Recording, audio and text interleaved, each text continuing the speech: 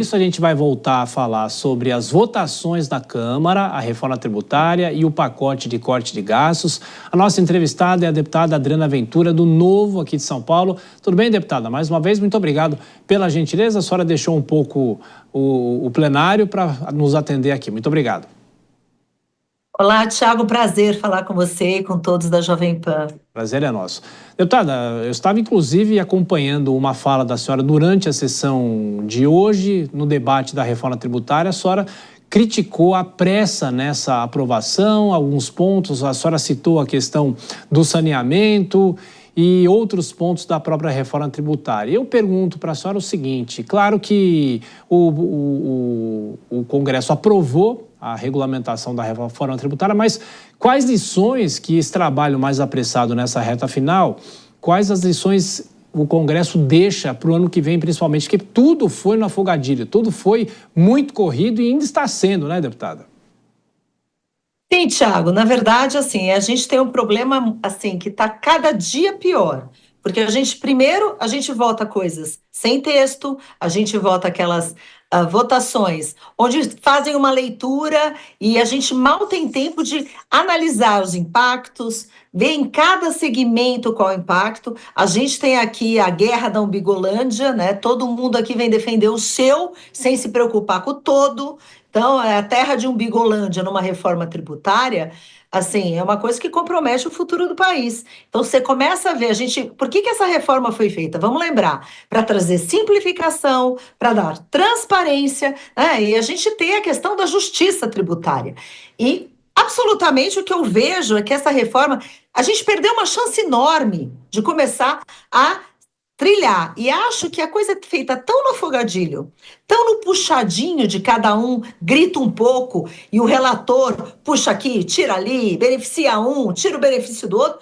É assim, é uma coisa que a gente não consegue acompanhar a quantidade de alterações e os impactos que isso vai ter no nosso país. Então, assim, eu vejo com muita preocupação, e a lição de casa, quando passar, assim, esse afogadilho, que ninguém quer ouvir ninguém, que ninguém leia, quando a gente olhar, a gente vai ver que vai ter um monte de distorção que precisa ser corrigida. Tanto assim que o presidente Lira fez uma fala no início da votação: olha, não é perfeita, não é. Mas o ponto não é esse. O ponto é que a gente vai ter que fazer outra brevemente ou cancelar a que foi feita. Essa é a minha visão. Deputada, vou chamar já os nossos comentaristas, Dora Kramer e o Nelson Kobayashi. Dora, a próxima pergunta. Dora. Boa noite, deputada. Olha só, essa legislatura ela foi particularmente marcada por ações corporativistas ou umbigolândia. Adorei o termo, vou adotar, vou roubar, tá certo? Vou incorporar. Por barberagens do governo e por embates inúteis e, no fim, coroando com tudo esse atropelo na reforma, na pauta econômica. Olhando para 2025, a senhora acha que tem chance de melhorar? Olha, eu vou primeiro falar por partes. Vai ter a mudança da presidência da Câmara, né?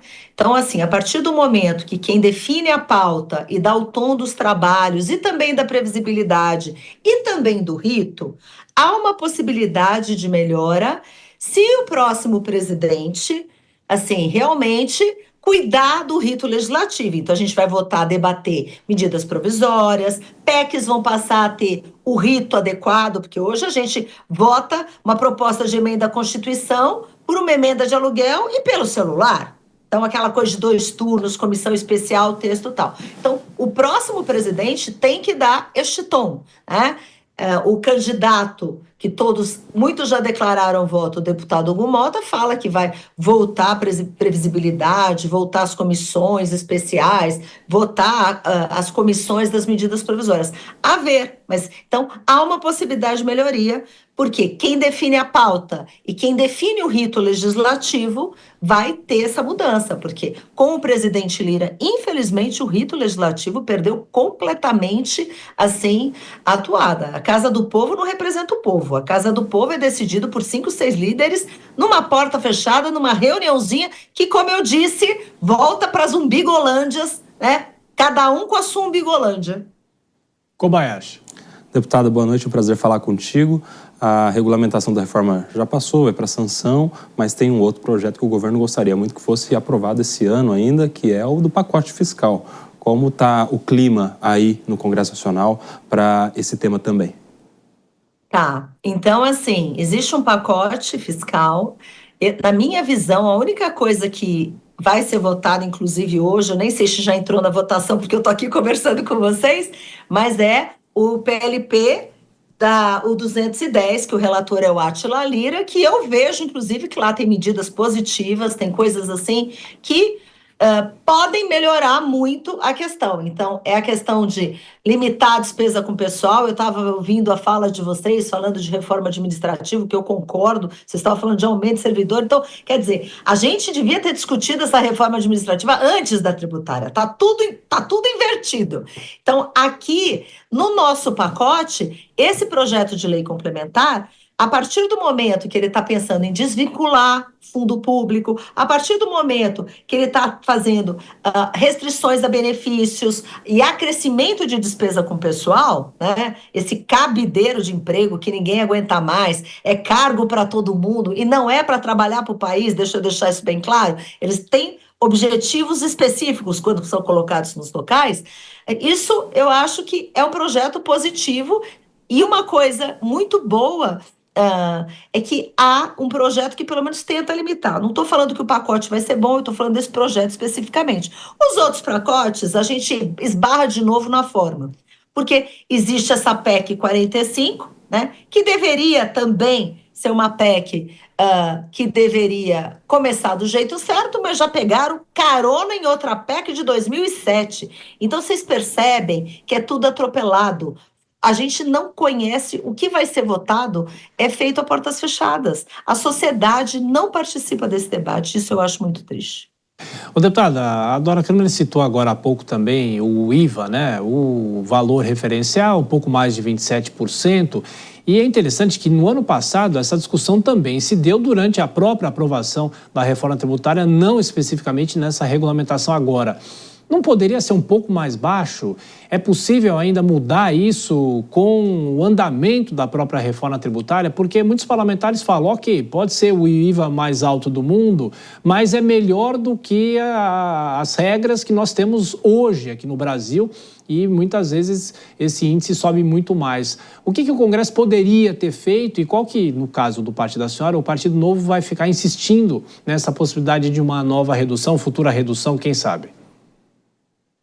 Olha, aqui o trabalho vai ser contínuo, até porque muitas coisas que a gente aprova, depois fica ou para ser regulamentado, ou para ser aprovada uma lei complementar. Então, há um espaço de trabalho e há um espaço de ajuste.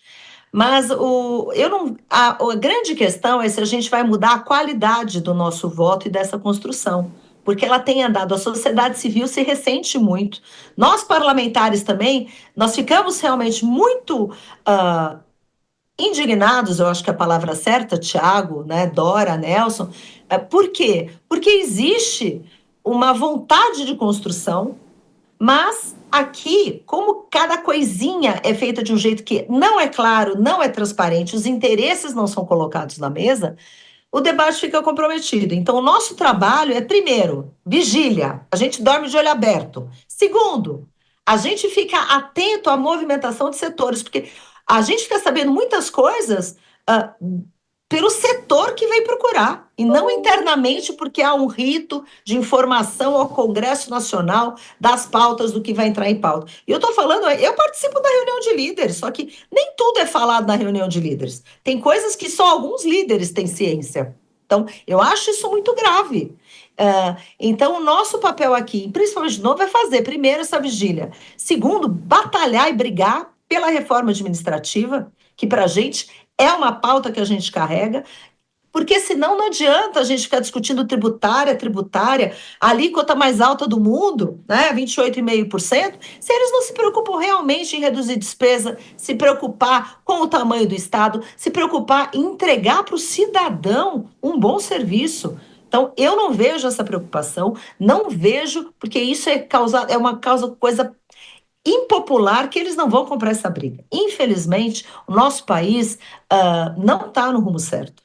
Eu lamento dizer isso. Hoje eu estava brincando, por favor, volta Paulo Guedes, por favor, fora Lula. Mas é difícil, porque a gente não vê um sinal lá na frente que fale, olha, estamos treinando dólar a 6,15. Desculpa, tem muita coisa errada. Ô, Dora, quer fazer mais uma pergunta? A gente até falava mais cedo sobre as dúvidas sobre o pacote de corte de gastos, se ainda vai ser aprovado nesse ano, né, Dora? Olha, esse ano, o que a senhora acha? Vai? Porque essa é lei complementar, né? Esse que tá sendo votado. Esse parece que vai. Agora, o pacote todo me parece possível, ou não? Olha, eu pessoalmente, assim, até pela liberação das emendas, porque tudo aqui gira em torno de emendas, né? Vocês estão vendo. Fica tal, o governo libera, vamos votar. O governo libera, vamos votar. Este pacote, estão falando que será votado. Se vai acontecer, porque o orçamento, na minha visão, é prioridade, certo? Assim, a gente tem um orçamento para votar, olha só, a gente tem um orçamento para votar, a lei de diretrizes orçamentárias, que deveria ter sido votada em julho, antes do recesso, ainda não foi votada. Está sendo votada, foi votada hoje lá na Comissão Mista de Orçamento, eu estava lá, passei por lá, sim, falei com o relator, até porque ele acatou algumas emendas. A previsão da lei de diretrizes orçamentárias, que era para ser votada em julho, ser votada amanhã ou depois. A lei orçamentária anual, nossa senhora, não foi discutida, não foi nada, sendo muito clara, não foi nada, porque tudo estava travado por conta da discussão das emendas, da decisão do STF e outras coisas mais. Então, eu acho muito pouco provável que a gente vote a lei orçamentária anual. E o pacote fiscal tá tudo vinculado. Porque, assim, vamos votar isso, a gente anda um pouquinho aqui. É aquela coisa de entrega um pouco, eu ando um pouco, se você entregar um pouco. Então, se você me perguntar, Dora, vai votar? Eu não sei. Eu não sei. Aparentemente vão porque parece que acordaram.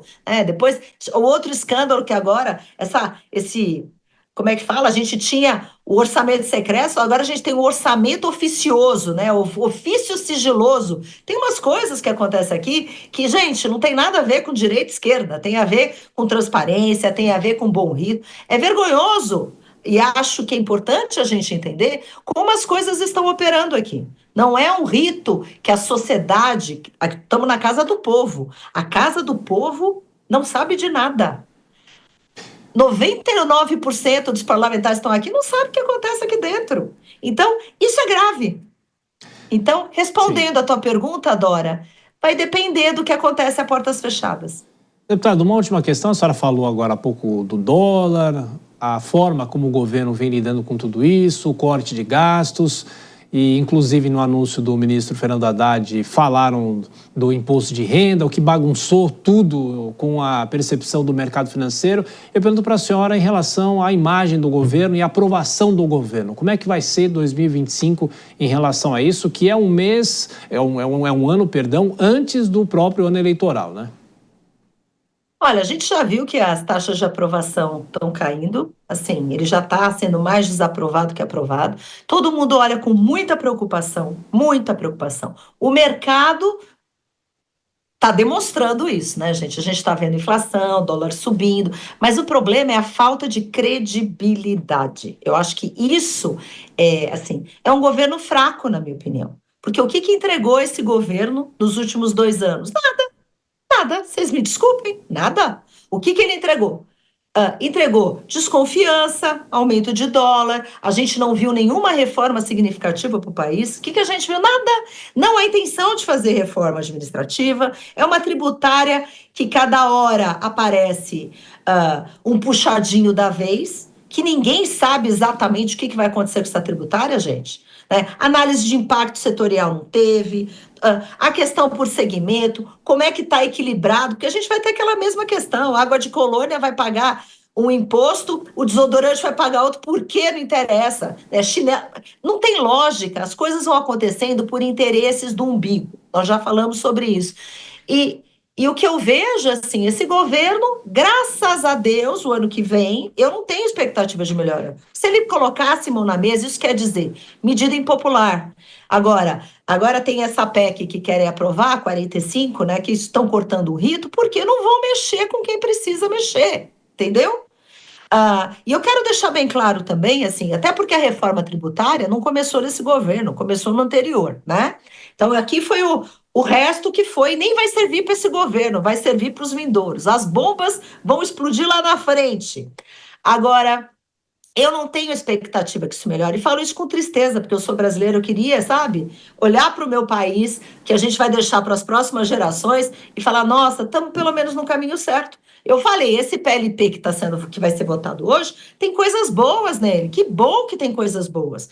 Mas, infelizmente, não é o que a gente vê. O prognóstico eu não acho bom. Porque ninguém quer tomar medida impopular. Como que dá para fazer e achar que o país vai para frente se continua gastando, não pensa em austeridade, responsabilidade? Eu acho isso muito triste. Então, eu vejo que o próximo ano vai ser um ano duro. Não acho que esse governo vai entregar, não entregou nos 2 primeiros anos, que a popularidade estava em alta. Vai entregar agora? Não vai. Não vai entregar. E o último ano é aquela coisa, vai ser aquele populismo desenfreado, né, dando dinheiro, distribuindo dinheiro para a reeleição. Pobre Brasil. Deputada Adriana Ventura, do Novo de São Paulo, muito obrigado pela entrevista, mais uma vez à Jovem Pan. Bom fim de ano e estaremos, claro, acompanhando as votações no Congresso. Até a próxima. Muito obrigada a todos vocês, eu estou à disposição. Um abraço.